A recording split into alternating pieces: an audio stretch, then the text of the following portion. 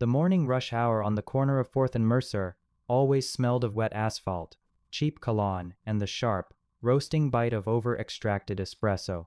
The corner coffee was a modest, brick-walled cafe squeezed tightly between two towering glass corporate headquarters in downtown Seattle. It was a warm, noisy sanctuary where low-wage office clerks, construction workers, and college students gathered every morning to buy $5 lattes before disappearing into the concrete labyrinth of the city. Standing on the cracked pavement outside the entrance, directing the chaotic flow of morning deliveries under a freezing drizzle, was Malik Diallo.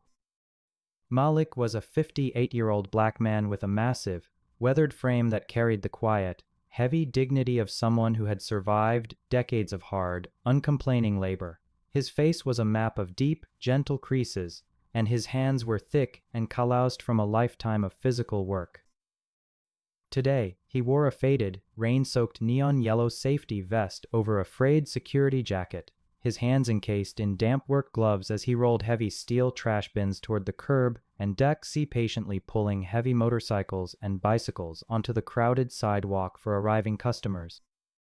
To the busy commuters rushing past, Malik was completely invisible, a low-wage janitor and parking assistant hired to sweep up their cigarette butts and shield their expensive vehicles from the rain. But the bustling neighborhood had no idea that the silent man sweeping the curb owned the dirt they walked on.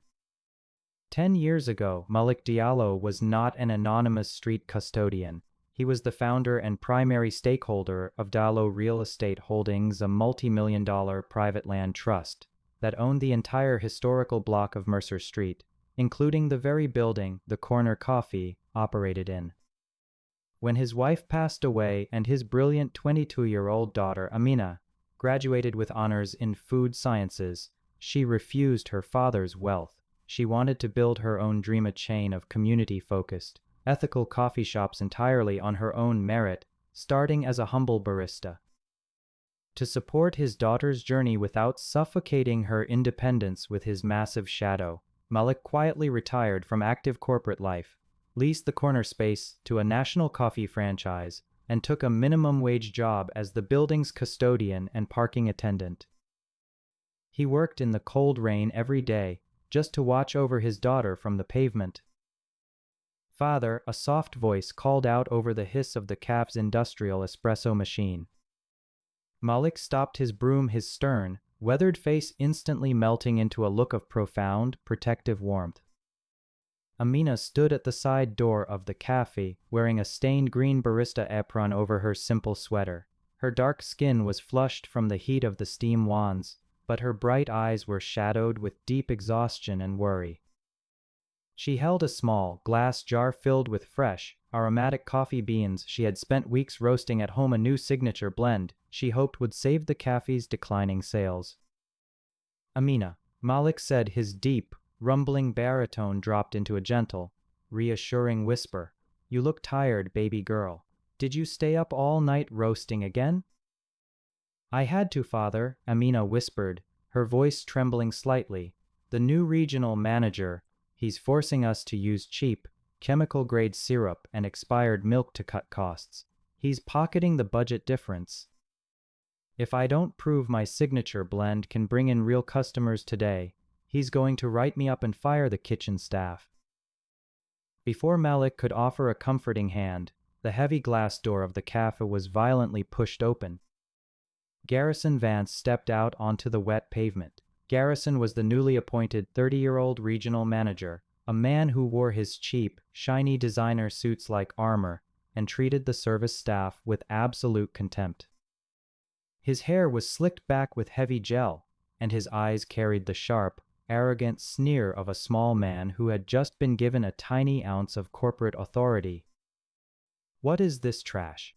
Garrison barked, his sharp, high-pitched voice cutting through the morning rain as he snatched the glass jar of beans directly out of Amina's hands.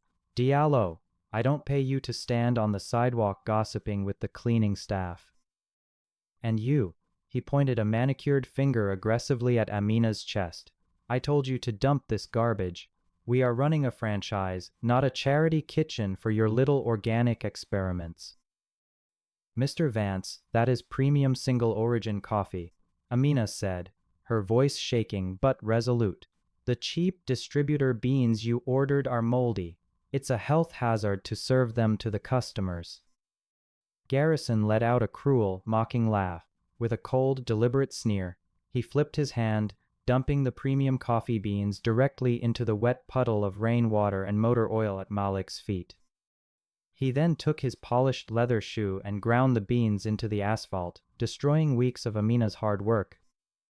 "You are a minimum wage coffee pourer, Amina," Garrison hissed, leaning in close. "Your opinion on our inventory is completely irrelevant. If I say we serve the cheap beans, we serve the cheap beans. Now get back inside and start cleaning the grease traps." He turned his arrogant, classist gaze toward Malik, who stood completely still, his amber eyes locked onto the ruined beans in the puddle. "And you, old man," Garrison snapped, kicking a stray paper cup toward Malik's broom. "Stop staring at me like a mute statue. Clean up this mess on the curb before the district director arrives, or I'll have your contract terminated by lunchtime. You're lucky we even let people like you work on this street." Garrison turned on his heel and marched back into the warm cafe, completely confident in his petty corporate power. Malik Diallo did not yell. He did not move. He slowly looked down at the crushed beans, then up at the glass windows of the building he legally owned. In the gray morning drizzle, the quiet janitor's amber eyes narrowed, reflecting a cold, calculated gravity, the silent promise of a king about to clean his own house. The rain grew heavier, transforming the crushed coffee beans in the puddle into a dark, muddy smear across the concrete. Amina stared down at the asphalt, her lips trembling as she tried to swallow the humiliation. She didn't look at the corporate commuters walking past. She just stared at her ruined hard work. "I'm sorry, Father," she whispered, her voice barely audible over the roaring engine of a city bus pulling up to the curb. "I shouldn't have brought the blend here. He's right. To people like him, we're just numbers on a balance sheet." Malik Diallo stood completely still, the heavy wooden broom handle resting securely in his calloused palm. He didn't look angry. He looked entirely focused, his amber eyes carrying the profound, freezing calm of an ocean before a storm. He reached out with his free hand, his massive fingers gently squeezing Amina's shoulder, offering a silent, unyielding anchor of support. "Go back inside, Amina," Malik said, his deep, rumbling baritone dropping into a quiet, soothing bass line. "Keep the aprons clean. Do your work with pride. A man who builds his house on sand always screams the loudest before the tide comes in."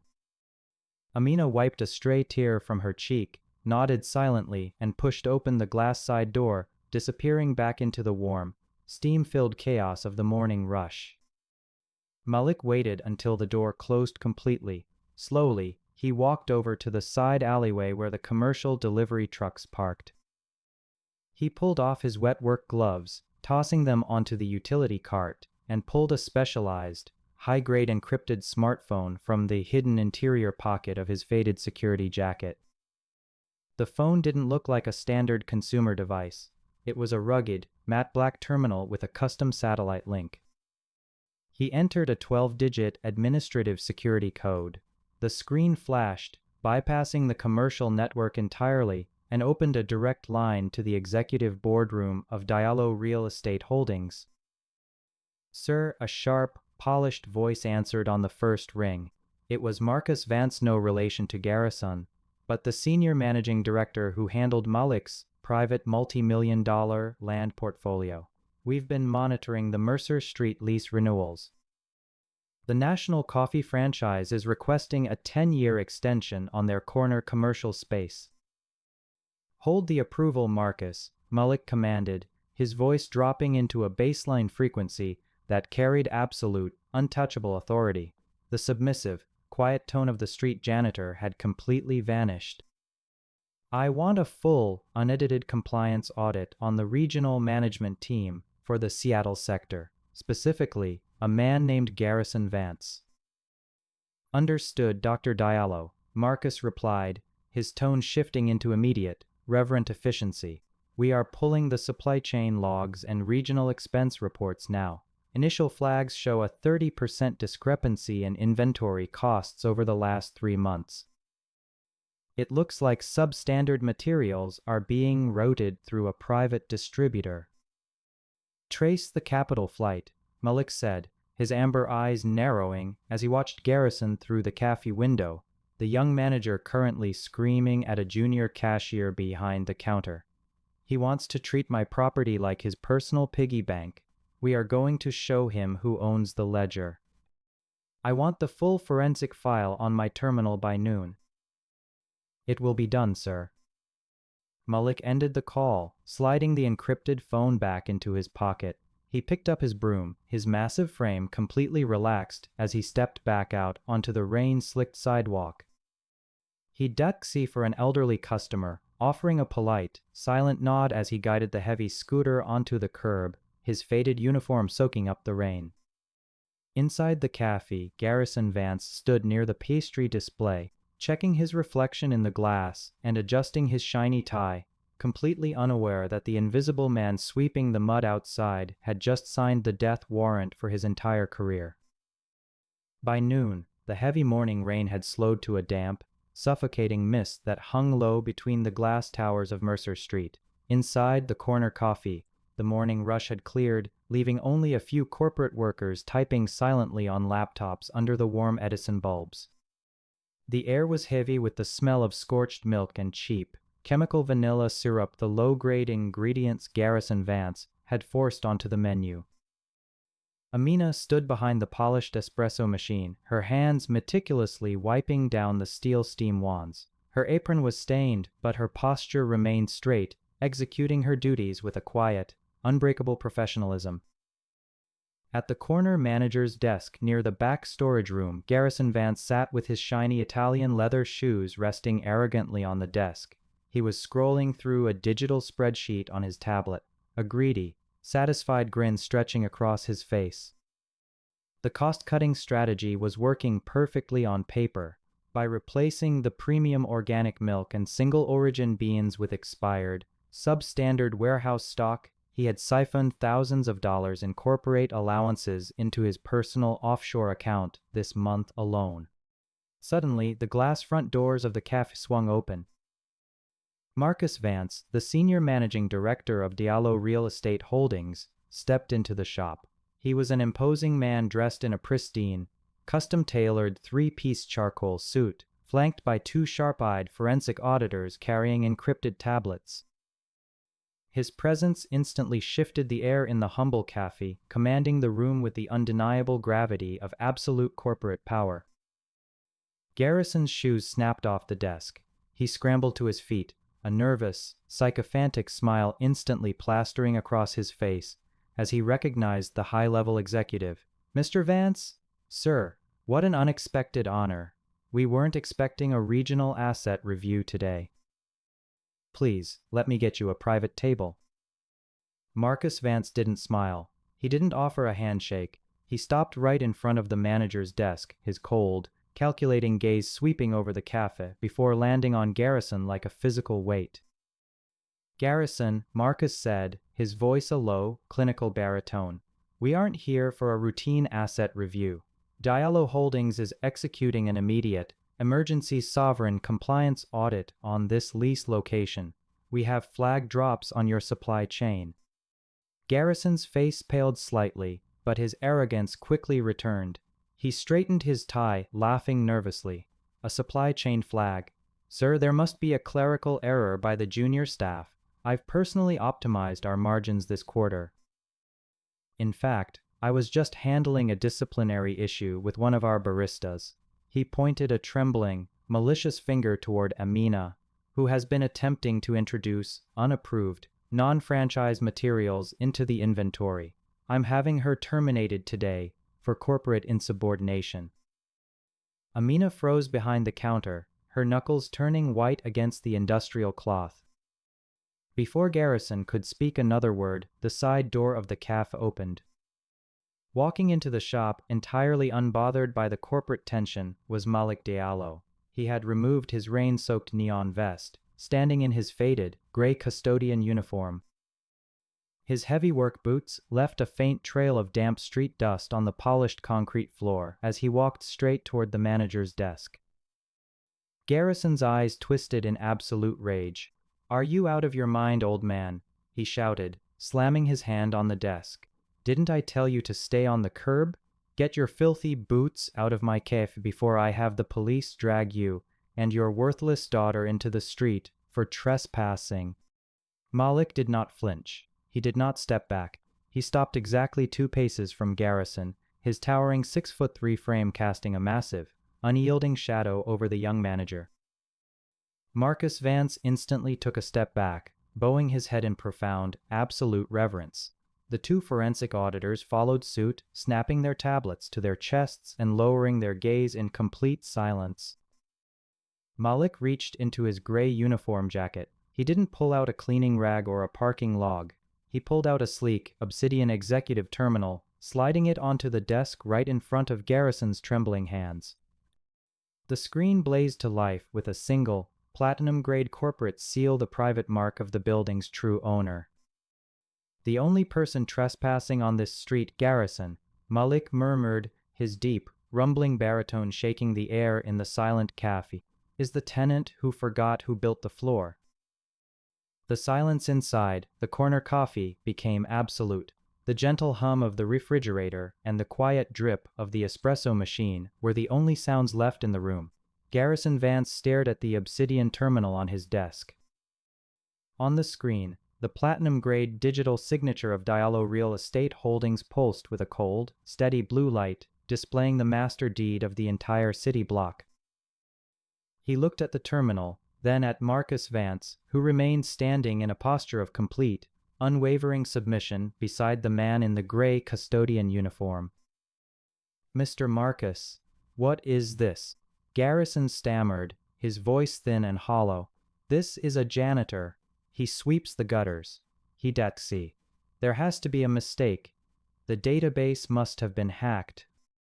"Silence, Garrison," Marcus said, his voice a freezing, razor-sharp whisper that cut through the young manager's panic. "You are standing in the presence of Dr. Malik Diallo. He does not just own the lease to this cafe. He owns the land beneath your feet, the corporate holding company that finances your franchise, and the very license that allows you to operate in this state." Garrison's knees visibly trembled. He looked up at Malik, his eyes wide and glassed with a sudden, overwhelming terror.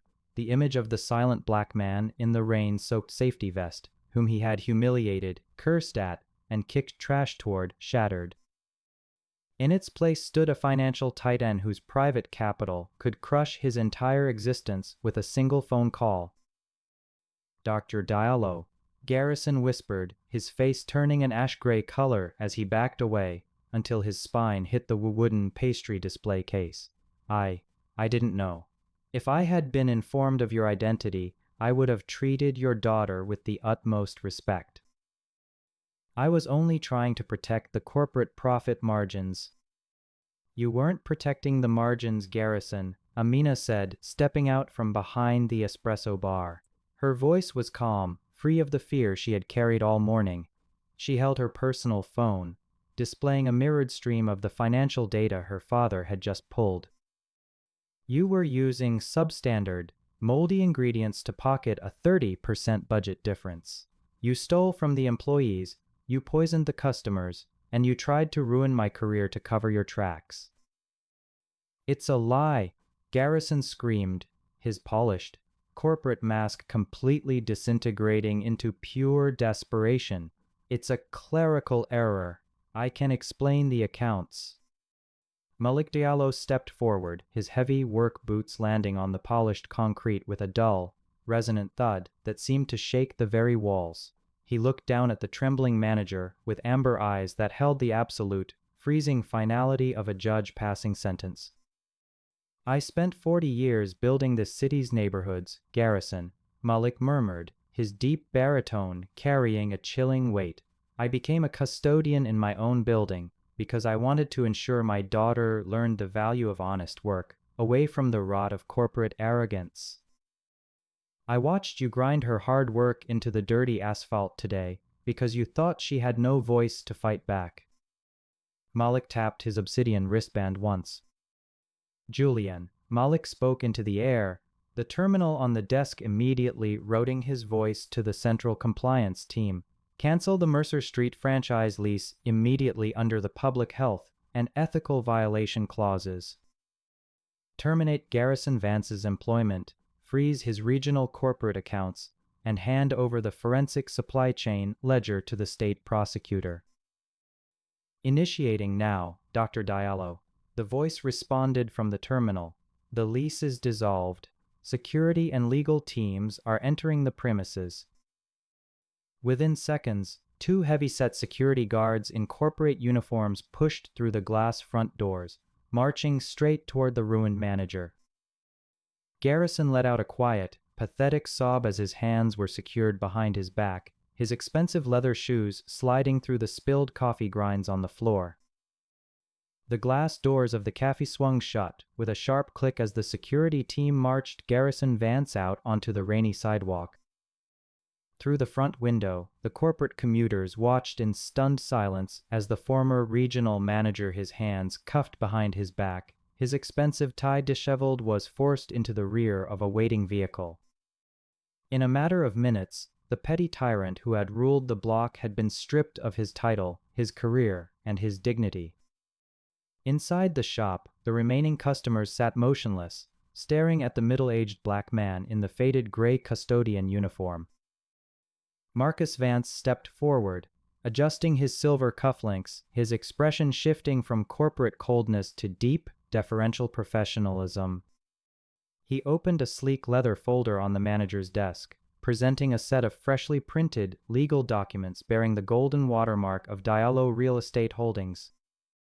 The corporate franchise lease has been officially terminated, Dr. Diallo, Marcus reported, his voice low and respectful. Per your directive, the national parent company has surrendered all rights to this location. The property, the equipment, and the operational licenses have reverted entirely to your private land trust. Malik Diallo nodded slowly. The heavy, sweeping broom he had carried all morning was now resting against the brick wall. He pulled the faded gray custodian cap off his head, revealing his close-cropped gray hair. The submissive posture of the street worker was completely gone, replaced by the effortless, imposing stance of a man who held the keys to the entire block. He didn't look at the legal papers. He turned his amber eyes toward the espresso counter. Amina stood there, her green apron dusted with cocoa powder, her hands resting on the cool steel of the machine. For months, she had arrived at 4 a.m., scrubbing grease traps, dealing with arrogant managers, and hiding her lineage just to prove she could build a legacy on her own terms. Marcus, Malik said, his deep, rumbling baritone carrying a profound, quiet warmth that filled the empty spaces of the cafe, hand the pen to the new owner. Marcus smiled faintly, turning toward the counter and extending the platinum fountain pen to the young woman. Miss Diallo, your father has restructured the deed. This location is no longer a corporate franchise. As of 3 minutes ago, it is registered under your independent entity. You hold the master lease, the property title, and the full capital reserves of the Mercer Street commercial tier. Amina walked out from behind the counter, her work boots tapping softly on the concrete floor. She looked at the legal documents, then up at her father. Her eyes glistened with tears, but her smile was brilliant, breaking through the exhaustion of her long shifts. Father, she whispered, her voice trembling slightly, you didn't have to buy the building. I didn't buy it to make your path easy, Amina, Malik murmured, stepping forward and gently placing his massive, calloused hand over hers. I let you work in the trenches so you would know the strength of your own hands. But when a thief tries to steal your dignity and grind your hard work into the dirt, the architect has to remind the city who poured the concrete. He pointed toward the front window, where the rain was finally beginning to clear, letting a sliver of midday sunlight strike the brick facade. The kitchen staff is waiting. The premium beans are in the back, and the neighborhood is still hungry," Malik said, a rare, proud smile touching his weathered face. "Let's show them how a real Diallo roasts the coffee." The gray Seattle drizzle finally fractured, allowing a sharp, gold beam of midday sunlight to cut through the cafe's front glass windows. It struck the polished copper of the industrial espresso machine, washing away the dull, depressing gloom that Garrison Vance had brought to the shop. Inside the kitchen, the atmosphere had transformed. The 3 junior kitchen staff members, young culinary students, who had been threatened with termination just hours earlier, stood in a neat line. Their faces were flushed with a mixture of disbelief and absolute relief. They looked at Amina, who was now holding the gold-embossed folder of the master lease, and then at Malik, who was calmly folding his gray custodian jacket and placing it over a chair. "We have exactly 30 minutes before the afternoon office crowd descends," Amina said, her voice dropping all traces of hesitation. It was clear, commanding, and filled with the natural authority of a leader who had earned her stripe. "The cheap chemical inventory is going directly into the industrial waste bins in the alley. Every expired gallon of milk, every bottle of high fructose syrup, throw it out." "On it, boss," the lead prep cook said, a massive grin breaking across his face as he grabbed the plastic bottles of substandard syrup and marched toward the back door. "Father," Amina turned to Malik, her eyes bright with strategic energy, "I need the backup roasts from our home basement. The single-origin Ethiopian and the dark Sumatra blends. They are sealed in the airtight ceramic vaults." "They are already in the back of the utility van, Amina," Malik said, his deep baritone carrying a quiet, knowing chuckle. "I brought them here at dawn. I knew your hands wouldn't settle for moldy inventory." Within 10 minutes, the cafe was alive with a completely different kind of energy. The heavy, sweet smell of chemical vanilla was replaced by the deep, earthy, and complex aroma of premium, hand-roasted coffee beans. Amina worked the espresso machine with a fluid, mesmerizing speed, her hands leveling the ground coffee in the portafilter, locking it into the group head, and pulling a double shot of espresso that poured like warm, dark honey. Malik stood near the entrance, now wearing a simple, clean black polo shirt that matched his massive frame. He was no longer daxi or sweeping the gutter. He was welcoming the neighborhood. The first customer to walk through the door was a regular, tired-looking paralegal from the law firm upstairs who usually ordered a cheap drip coffee just to survive the afternoon. He stopped in his tracks, his nose twitching as the rich, chocolatey aroma of the new roast hit him. "Did you guys change the menu?" the paralegal asked, looking at the handwritten chalkboard sign Amina had just hung up, the Diallo blend, single origin. "We changed the ownership," Malik said, offering a warm, polite nod as he gestured toward the counter. "My daughter is serving the true soul of the bean today, on the house for our regulars." The customer took his first sip of the fresh espresso. His eyes widened, a look of pure, unadulterated satisfaction washing over his face. This is incredible. It doesn't taste like burnt paper. It tastes like real coffee." By 1:00 p.m., the line for the Diallo blend stretched out the door and wrapped around the brick corner of Mercer Street. The very corporate executives who had ignored Malik in the morning rain were now standing patiently in his daughter's shop, waiting to pay premium prices for the best coffee in the financial district. From the counter, Amina caught her father's eye through the steam. She smiled, a silent, profound thank you passing between them. The street didn't belong to the predatory corporations or the arrogant managers. It belonged to the people who knew how to turn the soil, roast the beans, and serve the community with pride. The afternoon sun began its slow descent behind the Puget Sound, casting long, golden shadows across the brick facade of Mercer Street. The line wrapping around the corner of the block did not shrink. Even as the corporate towers began to empty, releasing thousands of tired office workers into the cool evening air, the crowd outside the Diallo Cafe grew denser. The rich, velvety scent of dark chocolate, toasted hazelnuts, and perfectly roasted coffee beans acted like a beacon, drawing people in from blocks away. Inside, the atmosphere was electric. The 3 junior kitchen staff worked with joyful, fluid efficiency, their hands flying as they plated artisanal pastries and prepped milk pitchers. Amina stood at the center of the bar, a master of her craft. The green apron she wore was no longer a symbol of subservient labor under a corrupt boss. It was the mantle of a young queen who had claimed her throne on her own merit. She moved with effortless grace, pulling double shots of espresso, steaming milk to a perfect, glossy microfoam, and pouring intricate lat art that made customers pause to take photos before drinking. "This is the best espresso I've had in Seattle, and I've lived here 30 years, a senior partner from the law firm upstairs remarked, handing his empty cup back to the counter. "Who is the roaster?" Amina smiled warmly, pointing a finger toward the back of the shop where Malik stood.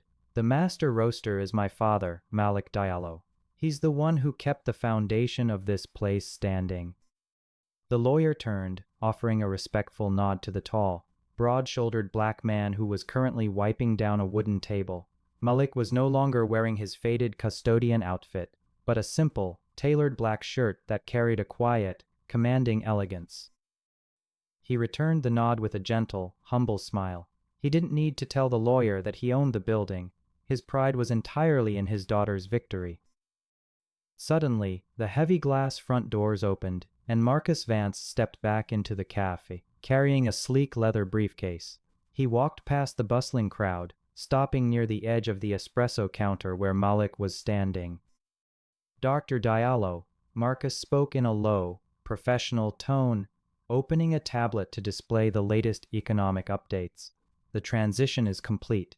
The state prosecutor has officially filed charges of commercial fraud and embezzlement against Garrison Vance. The court has frozen his private assets, and his corporate license has been permanently revoked." Malik looked out the window at the clean, rain-slicked street, and his holdings on this block. "Completely dissolved," Marcus replied, a faint smile touching his lips. "The courts have awarded the full remaining treasury of the former franchise to your daughter's independent entity as restitution for the damages. By tomorrow morning, the sign outside will officially read Diallo Coffee Roasters." Malik nodded slowly, his amber eyes reflecting the warm golden light of the sunset pouring through the glass. The corporate predator who had tried to crush his daughter's dream was gone, erased from the neighborhood by the very ledger he had tried to manipulate. "Excellent work, Marcus," Malik said, his deep, rumbling baritone dropping into a quiet, protective whisper as he looked at Amina. "The street is clean." He walked over to the counter, resting his large, calloused hand on the polished steel edge. Amina looked up, her face glowing with triumph. She reached out, her hand resting over her father's, their fingers locking over the cold metal. "We did it, father," she whispered. "No, Amina," Malik murmured, his voice filled with a deep, proud warmth that resonated through the hum of the busy cafe. "You did it. I only swept the path. You are the one who showed them how to walk it." The last bell of the evening chimed as the final customer stepped out into the cool, crisp Manhattan night. Amina walked over to the front door, her fingers sliding over the brass lock, and turned the sign from open to closed. Inside, the cafe was quiet, but it was a warm, living silence. The rich, deep aroma of the single-origin Sumatra blend still floated in the air, clinging to the brick walls and the polished wooden tables. The kitchen staff had gone home, their laughter still echoing faintly in the clean space. Only the soft, rhythmic hum of the espresso machine cooling down broke the stillness. Amina leaned against the heavy glass door, letting out a long, slow breath. Her apron was stained with coffee grounds, milk splashes, and sweat, but she had never felt lighter. On the counter, the cash drawer was full, and the digital ledger showed a record-breaking day of sales. But as she looked around the room, she realized the true richness of the day had nothing to do with the numbers. Near the back of the shop, Malik Diallo was slowly sweeping the floor. He didn't have to do it anymore. He didn't wear the faded custodian uniform, and there was no manager to scream at him if he left a speck of dust. He swept with a slow, deliberate rhythm, his massive shoulders relaxed, taking care of the space because it belonged to his daughter. He took pride in the dirt of the floor, just as much as he did in the steel of the skyscrapers he owned. "You can put the broom down, father," Amina said, walking over to him with 2 small ceramic cups of espresso. "The lease is signed. The building is ours. You are officially retired from janitorial duties." Malik stopped, resting his large hands on top of the wooden handle. He looked down at the dark, rich liquid in the cup she handed him, then up into her eyes. A gentle, quiet warmth spread across his weathered face. "An architect who doesn't know how to clean his own foundation is just a guest in his own house, Amina," Malik murmured, his deep, rumblesome baritone filling the quiet room. He took a slow sip of the espresso, closing his eyes as the complex, chocolatey notes settled on his tongue. "You roasted this perfectly. The temperature, the grind, it has the taste of the soil." "I learned it from watching you," Amina said softly, sitting on the edge of a wooden table. "All those years, when I thought we were just living in a small apartment because we had to. I didn't understand why you worked so hard, why you always had grease on your hands. But today, when Garrison looked at us like we were nothing, I realized you were showing me how to stand up when the world tries to make you invisible." Malik set his cup down on the table, his gaze turning toward the large glass windows.